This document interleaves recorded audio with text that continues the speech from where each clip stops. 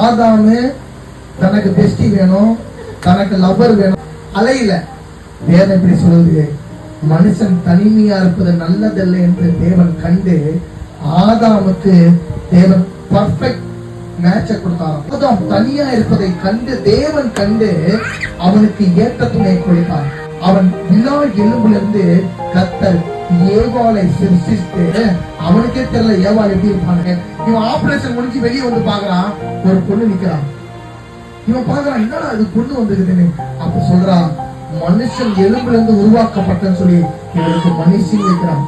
கர்த்தர் ஒரு பொண்ணை இணைத்து நமக்கு கொடுத்தார் என்றால், ஏற்ற துணையா கொடுத்தார் என்றால், மரணமோ வாழ்வோ சாவோ இன்பமோ துன்பமோ எல்லாவற்றும் சாகிற வரைக்கும் ஒன்னா இருப்பாங்க. நீங்க ஏற்ற துணை தேவைன்னா இந்த லவர் ஸ்டைல அது ஏற்ற துணை ஏடா கூட துணையா மாறிடும். அந்த ஏற்ற துணை ஒரு